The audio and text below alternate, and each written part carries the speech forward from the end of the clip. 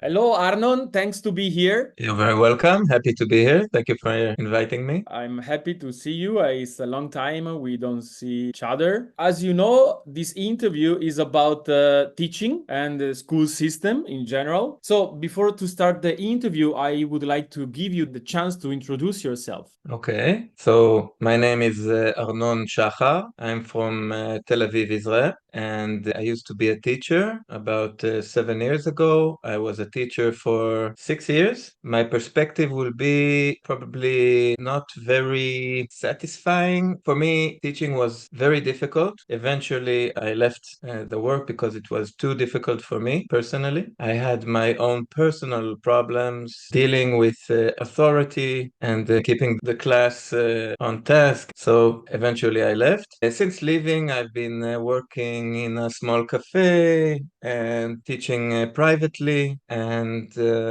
working with elderly people. And my main interest is developing different forms of exercises, physical exercises like yoga and Tai Chi, but also intellectual exercises. Like, do you remember the exercise that you participated in? Yeah, remember. Yes, where we talked about, I think it was Farhesia, Croatia. and that exercise is called Dibur Keshev. Never mind. So in a way, So you are the still active in the, let's say, teaching, even if you don't teach anymore in a school or in a school system, right? Yes. Well, I wouldn't say that I teach. I develop these exercises and attempt to lead them. Actually, it's relevant to our topic. I don't believe in teaching. Okay, but you told me before that you still do some private teaching lesson, right? Yeah. Okay, so you still teach a bit. Yes, but also when I do it, when I work privately, it's more about enriching each other and doing work together, and Mhm. me being the more knowledgeable person. But I don't instruct, do this, do that. We have a problem. We try to solve it together. I try to let the student do as much as he can. If he needs help, I come in and I help him.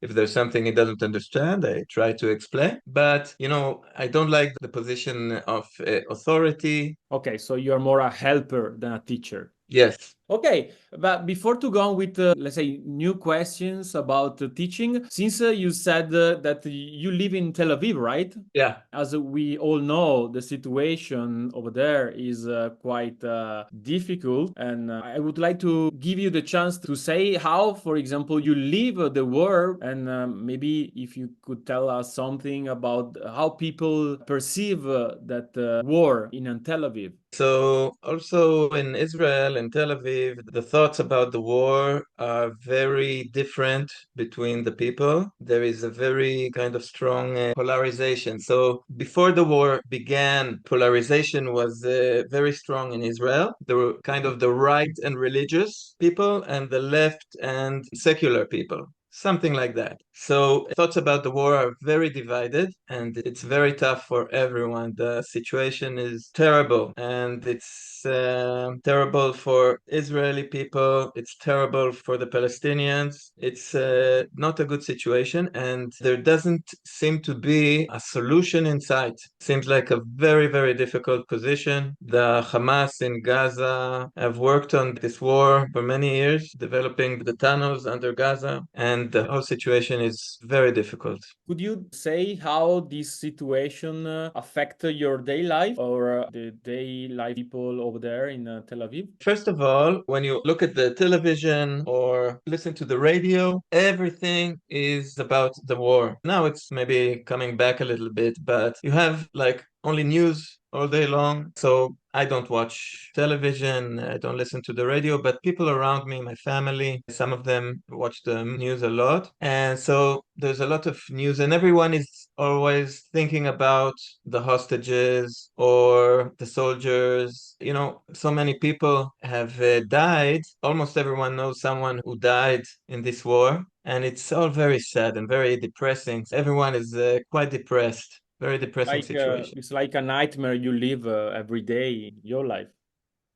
For me personally, it's okay. The sun is shining. I only knew one person that died in this war. He has an interesting story, sad story. He was born here. He's from here, but his parents came here to work from the Philippines. His name is Cedric Green, and he was a lovely man, a lovely boy. He used to come to the cafe where I used to work. So I met him there, and he was a really good kid. Then, and he went to the army, and there he was killed. But he decided to go in the army, or he was obliged to? I don't think he was obliged to go to the army. And now this raises an interesting subject for Israel. The way Israel is treating foreign workers, the attitude towards foreign workers in Israel is kind of mixed. I think his mother might have been given citizenship here after working here for many years, but his father was sent back to the Philippines. And Cedric, for sure, he received his citizenship after enlisting to the army. But I don't know if it's go to the army and you will receive a citizenship. I don't know if that's what Ah, happened. I don't know. But after he was killed, I went to his house, to his family, to the mourning. And that was actually a kind of bittersweet situation, but he received a lot of love, attention from a lot of people in the country, religious Jews and, non-religious people, and from all the parts of the population of Israel, people went to share his loss. yeah. And it was both very sad, but also somehow hopeful, that looks like this country does have a heart, something like that. Yeah, in a way, the loss of that guy was the reason to let many people to gather and to meet together and to support each other and maybe to give love each other, to give some energy in order to keep going, because otherwise it must be difficult sometimes to find the courage and the energy to go on. Yes, yes. And also, it says something about what is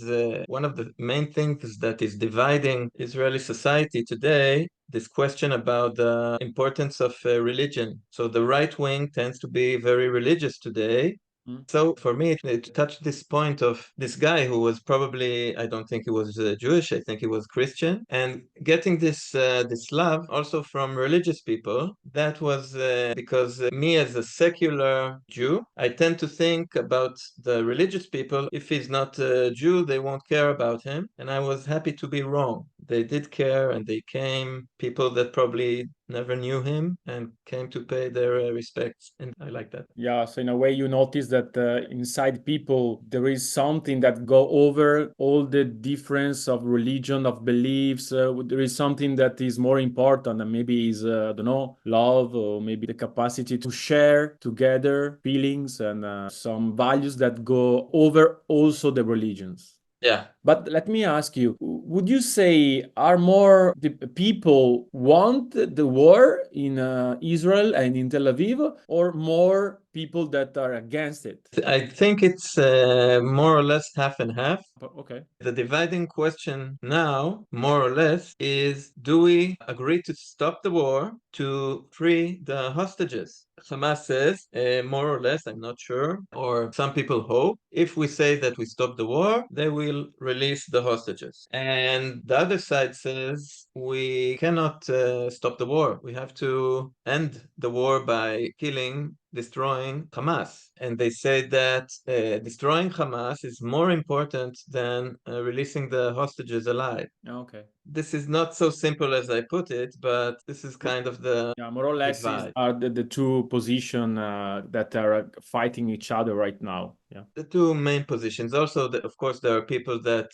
see the whole war as being, from the beginning, see the Israeli side as being wrong, and yeah, like much of the world is thinking. I mean, student, for example, in order to go back to our topic, they go to school as usual. So school started a little later, university and also the, elementary and high schools. They went back to work, but a little later. Yeah. And yeah, supposedly try to do it as regularly as possible. Yeah. Would you Okay. like to hear my position? Yeah, I mean, I wanted to ask you, but I was afraid that maybe it's too sensitive topic. But if you would like to share, why not? Yes. So I don't have a clear position as to whether we should stop the war or continue the war. I don't have a clear position on that. I think the idea of not releasing the hostages, not doing everything we can to release the hostages, is crazy on the one hand. So I tend to lean more towards ending the war. But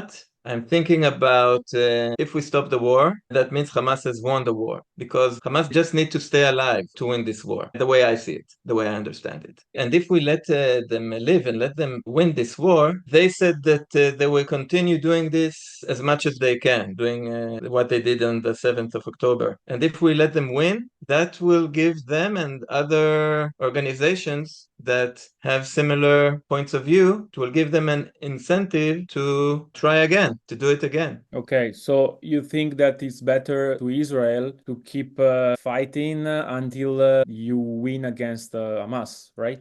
So I don't know. On the one hand, we cannot leave the hostages to die there. No. So we cannot continue the war, something like that. But letting Hamas win is dangerous But you don't think for the there is future. a diplomatic strategy you could try in order to solve the problem, maybe to split some area or to find a kind of solution in a diplomatic way? Or you think it's impossible that way? I think that the whole situation is much too difficult, much too sophisticated, and the society, especially the society in Israel and the society in Palestine, is much too polarized to be able to reach an agreement on what would be best to do. So this brings me to my main position on this subject is I believe that because of the level of sophistication of the situation and because of this societal situation of a polarization, what I think we should do, there should be public debates. Public debates about the different issues. I would like to see debates between leftist, secular, pro-peace people arguing against right-wing religious people and trying to understand each other's position and arguing against each other in a civic way and doing so publicly on public television so that society will really understand the difficulties, the problems and the good points of each side. But you don't have a public discussion right now between the two wings? Not so much. What we do have usually is either there's TV channel that has one position Yeah. and another program or another TV channel that has a different position. But they very seldom, I don't remember how much, if we put them together, if we put left-wing politician, right-wing politician, and giving them the right environment to really express their, yeah.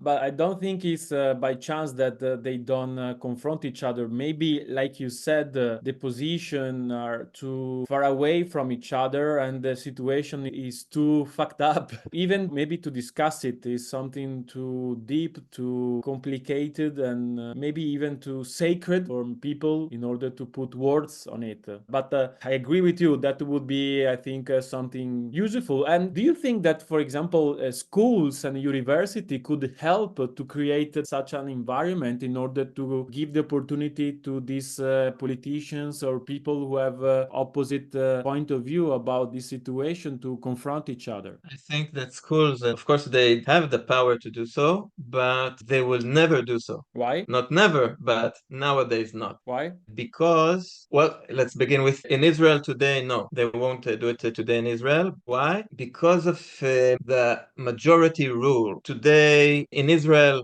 it's a majority rule democracy. If you have a coalition, you have all the power. And the coalition today in Israel is very one-sided, is very right-wing, and they are doing the best they can to promote their views. They are using their power as much as they possibly can. They try to get more power, but they're doing whatever they legally can to silence their opposition. Okay. So basically, instead of creating the condition to push people to confront each other, they are supporting one side side or the other. They have an active part in the political situation, in the political fighting over there, right? Yeah. And I'm not sure that it was different when the government was left wing. I'm not sure, you know? I guess it was a little different, but maybe not a lot different. I'm not sure. I don't know. I think there is a tendency in Israel, at least for the reigning government,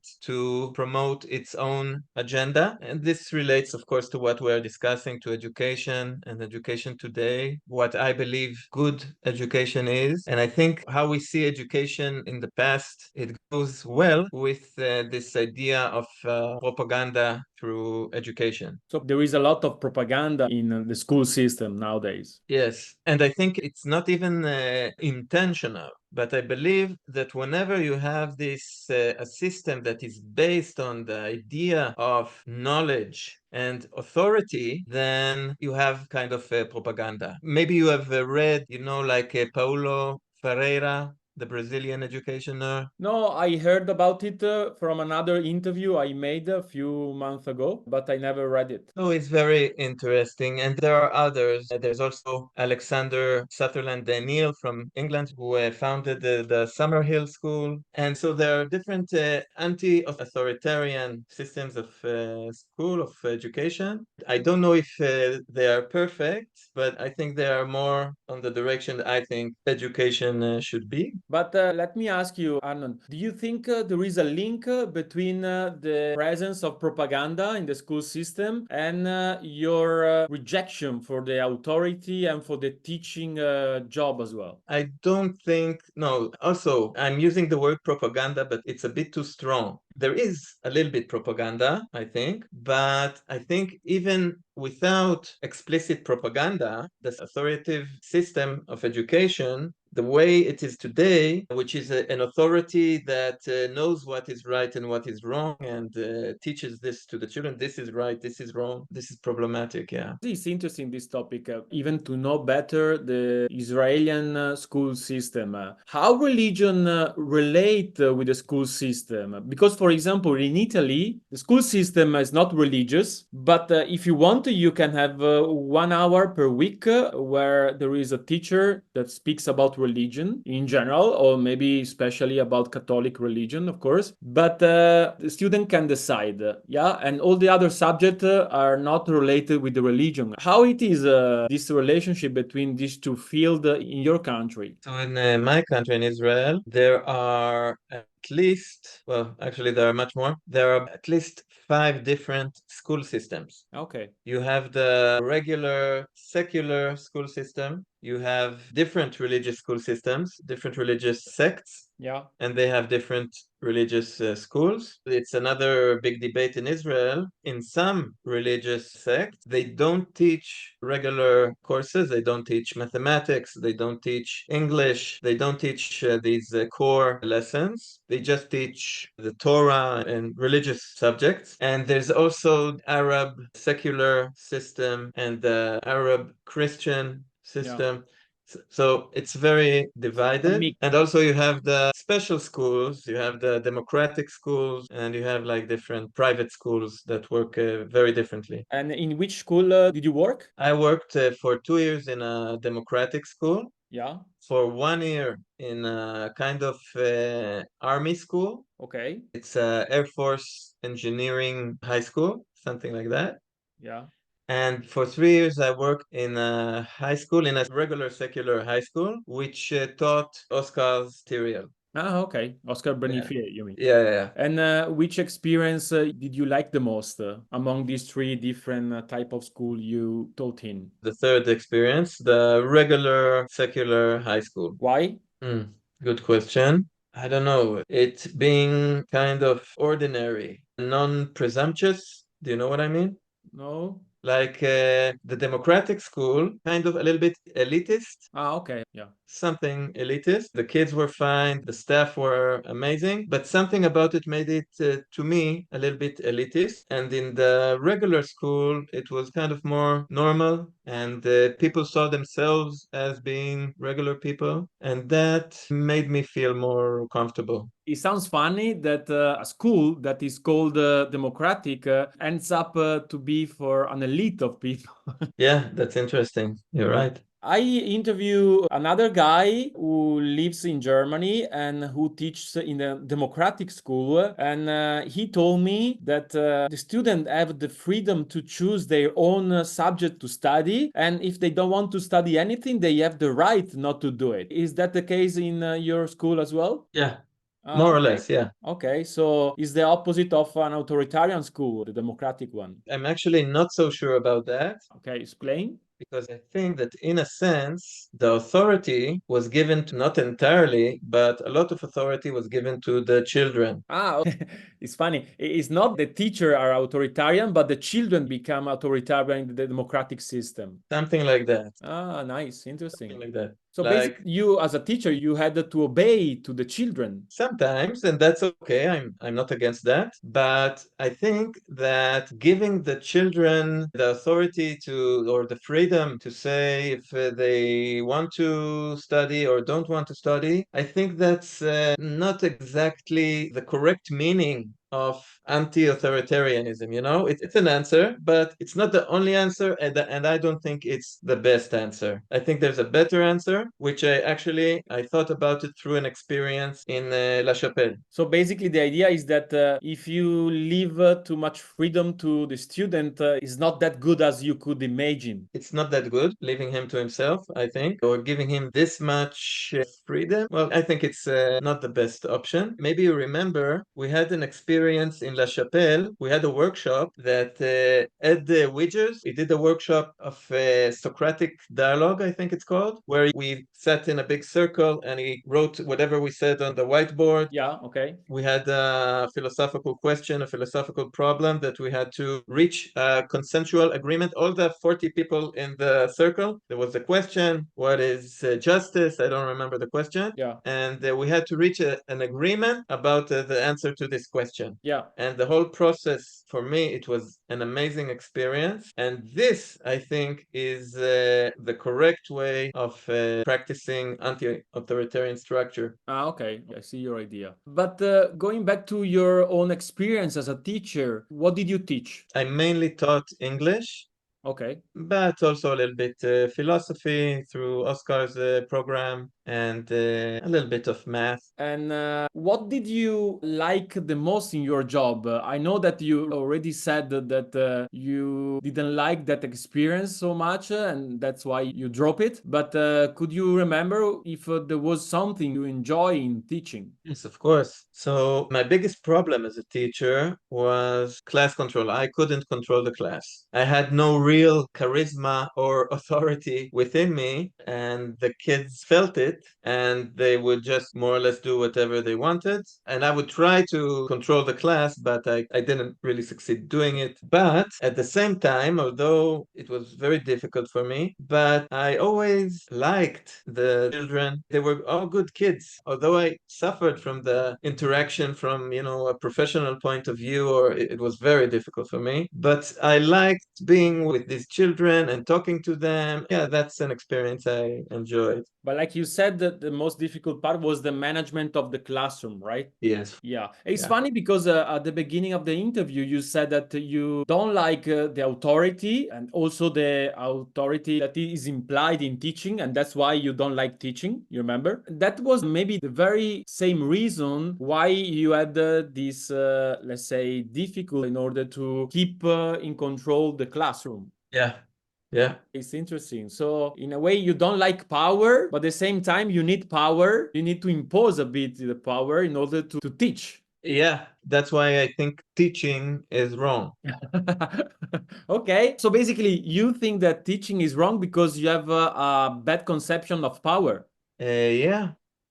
Yeah, yeah. I mean, I'm not against power, but I think power should be used very softly. Power has to be soft. in the learning process. But at It's the same important for time, as you told us, if you use the power too softly, you could have problem in teaching because student could be unbearable or could be free not to follow you. I can tell you about how I believe a lesson should be or a learning situation should be done. The teacher doesn't have to control the classroom. Take, for example, let's say we are reading a story, I don't know, maybe from the Bible. Okay. So the way I believe the lesson should be done is the place of the teacher is not to teach the students, this is what is meant in this story, blah, blah, not telling them the interpretation or telling them to copy from the blackboard the lists of things, But I think the learning process should be done by the students with the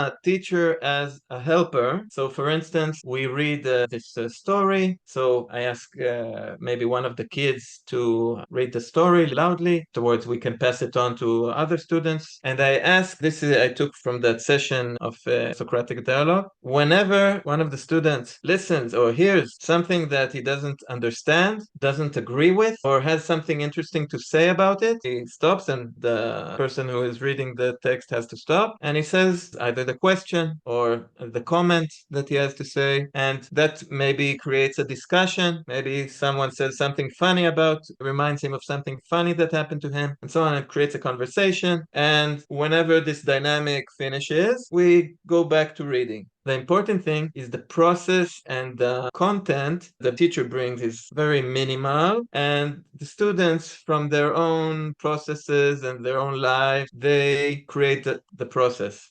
Yeah. And the teacher is there to help them out. So in your idea of teaching, it sounds a bit like a cooperative learning experience. Yeah, if there is such a thing, a cooperative learning experience, yeah, definitely. And by the way, that's what you are trying to do right now in your private lessons, in the, let's say, workshop you give to people, right? Yeah.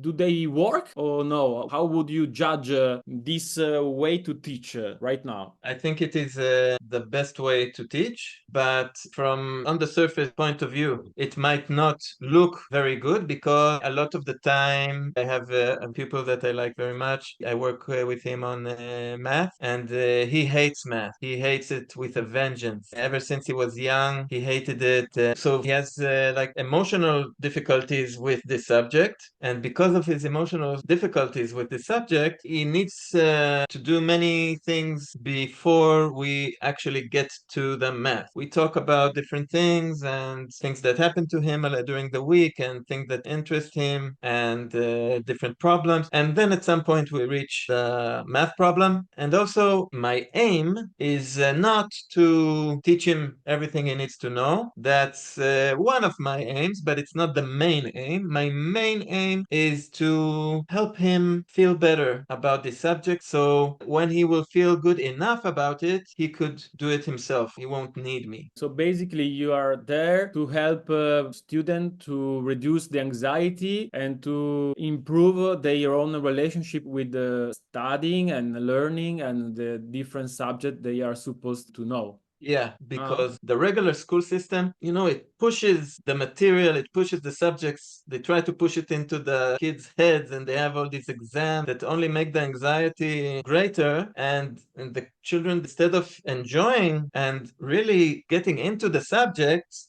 they hate it. They hate it. They hate the subjects. And I think this is bad for many reasons, but mainly I think that our mind, our brain, it works well when it learns well, when it is enjoying itself. It's not that we have to do everything fun in the sense of let's teach math in a fun way. No, it's not what I mean. Let's party. No, that's not what I mean. But we have to do it. We have to find ways to do it in a way that won't make the children so anxious about it. And a little anxiety is good, a little competition, nice. But when it's too much, it goes against our aim. which Yeah. is developing the minds of these children. And by the way, speaking about anxiety, I notice because I teach as well. I've been teaching the last 11 years. I notice that most of the teachers are very anxious people, and because of this, they have a hard time to create, let's say, a good and effective environment and Environment. situation. And in a way, they transfer their own anxiety to the children, and I think that's a big problem because they don't help students to get in love with knowing. On the contrary, they push them far away from knowing, learning, and notions and stuff like that. Yeah, you are very correct. Teaching is like, these, you remember, maybe you had these when you were young, or there were these toys that looked like balloons with something inside them that if you try to squeeze them, they would slip from your hand. Yeah. The harder you try to squeeze it, the more strongly it would fly from your hand. So you had to hold it with an open hand. Only that way it could stay. But why do you So think teachers are so anxious? because it's an hierarchical system that they have principles that tell them, guy, your students' grades are so bad. You have to work harder. You have to push them more. You have, they have people above them, a whole system above them that tells them they need to do a better job, or, they push them. Also, they have to show scores, and scores is very different from actual learning. The environment that aims at higher scores, or what we regularly think of good grades, is very different from an environment and an attitude that wants to make the children more intelligent, more thoughtful. Socrates, he was a good teacher. It's funny because he said he didn't have anything to teach to anybody. Exactly. That's part of what made him so good. Oh, okay. So basically, the idea is that there is a lot of pressure in the school system from maybe the principal or from maybe, I don't know, parents. And so this pressure make teachers anxious and they transfer this anxiety to the students. So it's a big place of anxiety school. Yeah, so there's anxiety, the system, and also there is the content, which is either right or wrong. This is the content that you have to know, you have to memorize it. This is right, this is wrong. Okay, so you're saying that This it's is, too rigid, the way they try to transfer concept and ideas on students. yeah, the content is too rigid.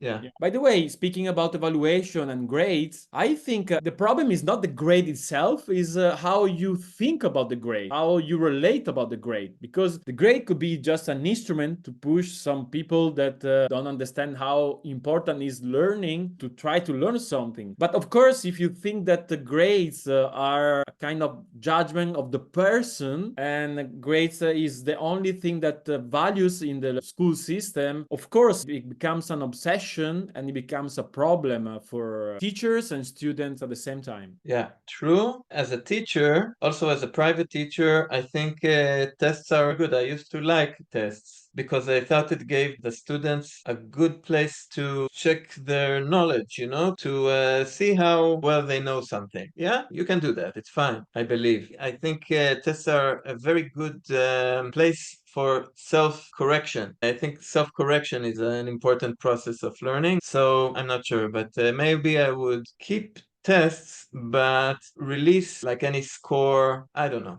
I don't know. Okay, so you're still thinking about the best school system, the best way to teach, and the best way to use test and grades and evaluation. Yeah, I mean, tests go against my vision of the perfect school. But when I thought tests were a good thing. So I don't know. I have a problem here, a contradiction. Maybe you are still processing these different ideas. By making many interviews, I heard many different ideas. It's funny, it's interesting at the same time. But of course, I saw many different style of teaching. I saw many different conception of teaching. So I think it's not that bad if you have different ideas. But I think it's important that you are conscious that there are different ideas in your mind, and then maybe you find a synthesis of these different ideas. Yeah.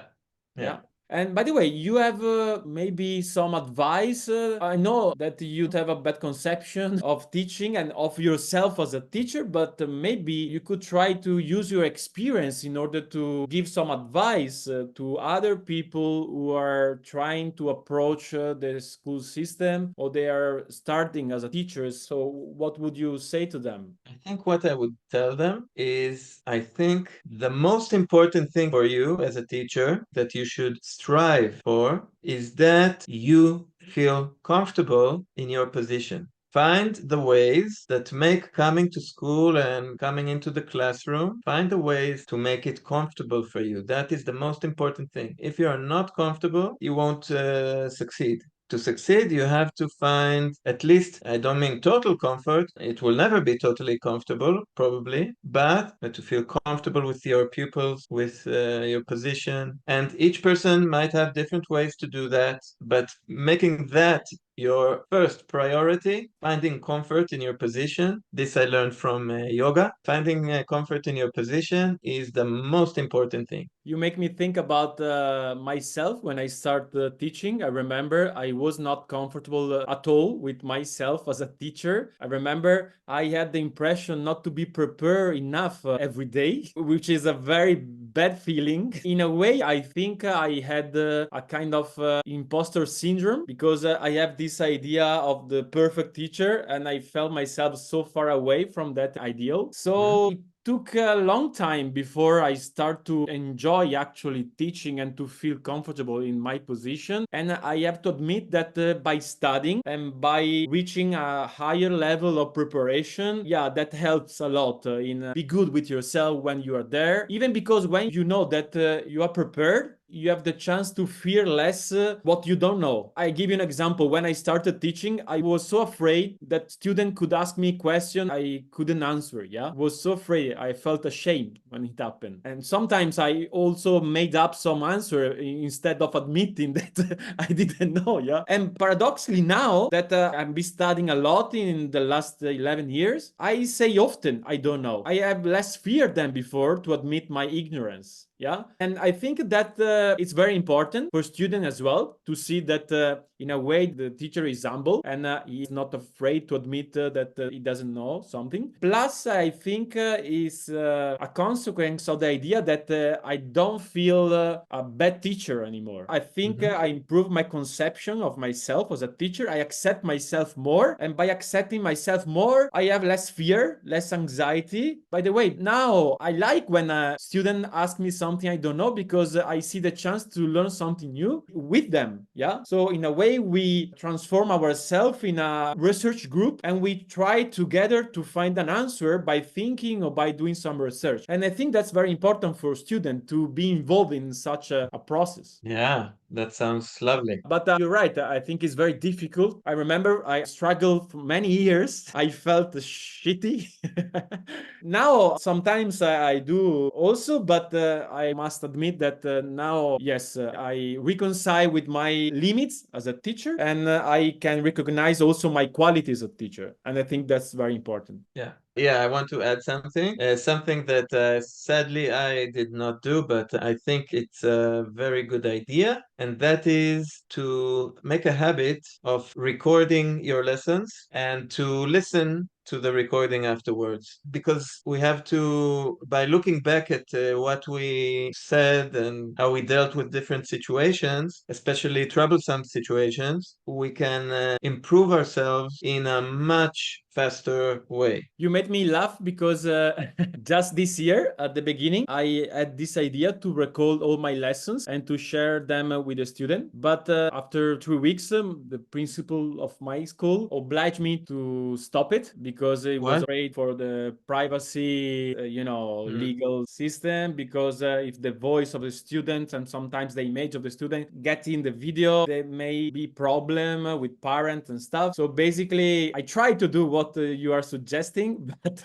I couldn't keep going because of this legal problem. Yeah, but I think it's a nice. Of course, I mean, it takes time, it takes energy. Yeah. But I think it can be useful to see yourself from outside, and also for students, can be useful to have the recording of the lessons available when they didn't attend that lesson because they were ill, so they can use it, the recording. Yeah.